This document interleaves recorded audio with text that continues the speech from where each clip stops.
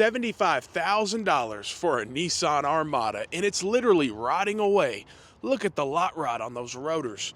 And it's a big problem for Nissan. If you don't know, they have the highest inventory they've had in literally 4 years. They have some of the slowest selling vehicles, such as the Titan, but unfortunately the Titan's going away, and they literally only have one vehicle holding the brand up. That's literally the Rogue. If you take this Rogue out, you don't have a brand anymore. Literally, the Rogue sells more in volume than any other vehicle that they sell, and it is by far the most important vehicle. Again, take the Rogue out, you do not have a brand anymore. Nissan is not a company without the Rogue, and that's the problem. They are expensive. Nissan knows they're expensive.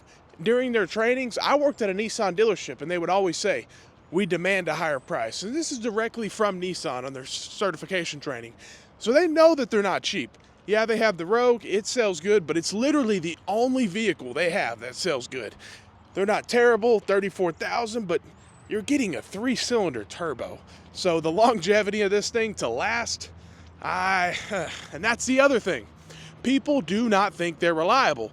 And to be honest, other than the Frontier and maybe the Titan and the Armada, that come with the V8s and the V6s, I don't think any of this turbo crap is going to be reliable, to be honest. That's just my opinion. So yeah, they're probably going to have some issues. It's probably not going to run as good in the long run compared to, like, let's say a Toyota RAV4.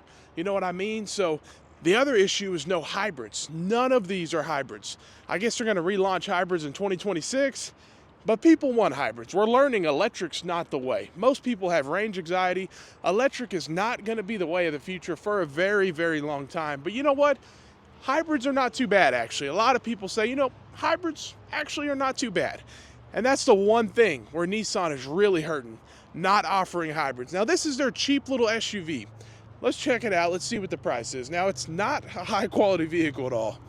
But for $30,000, 30 grand, 30, you can get a Toyota Camry. And it's a simple, come on, that's way better quality. It holds its value better. It's more reliable.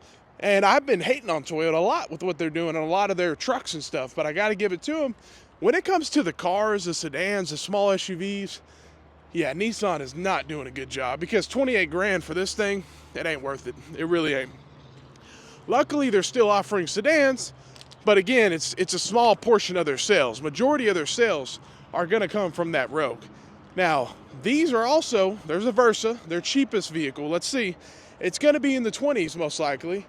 And literally for this price, yeah, $22,000 for a piece of crap Versa. I'm not gonna lie, they're very bad. They're very bad.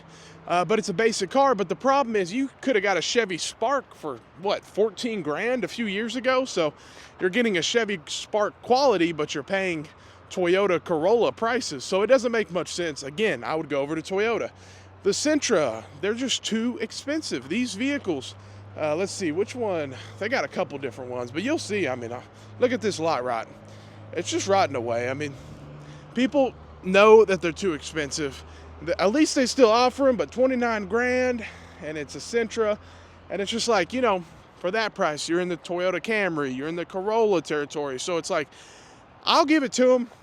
They make some great trucks. The Frontier is an amazing truck. They still offer a V6, but it will never hold the brand up, because the Tacoma is still outselling the Nissan Frontier just on name alone. Not on quality, just on name, because the Frontier is a lot better price. Let's walk up to this one. Let's Pro 4X. This is going to be a more expensive one. Let's see. Yeah, 49. That's not cheap at all. So, but they have some that are definitely in the 30s. You can get 4-wheel drive. But for example, a Toyota Tacoma, similar package, 60 grand. Especially if you get the hybrid. Non-hybrid, maybe 55, but a lot of them are coming hybrid, and they're just so expensive. So you can get these trucks at an affordable price, but they still won't do much, because Toyota Tacoma's name will continue to sell it for a very long time, and it'll outsell the Frontier probably forever. Even though this is a great truck, it can only go so far. And so that's what I'm trying to get at, is literally all they have is the Rogue. That's why they're struggling so much. I worked at a Nissan dealership. I actually tried to work here because they don't do any addendum stickers. They're really a good dealership, but they don't like anybody that's been in previous sales. So I was out of it. They were like, yeah, we don't hire people that have been in car sales before. But overall, I didn't. The problem with Nissan dealerships are they're struggling. I can tell you that much. The owner went up to our general manager and literally said, know when to take advantage. He was on him every day, and he owned multiple dealerships, and he was definitely prioritizing the Nissan dealership because they are struggling the most big time because of inventory sitting. All they have is this Rogue. I'm telling you, at a Nissan dealership, as a salesman, you know it. The only thing that really sells somewhat, that will sell, is a Rogue. Everything else is going to sit. Even the Pathfinders with the redesign are taking some time. But still, it's just all they have. So they're really limited. They don't have any hybrids. They're really expensive for what they offer. Yeah, they have some good trucks, but that'll only go so far. So, hey, leave your comment. Let me know what you think about Nissan.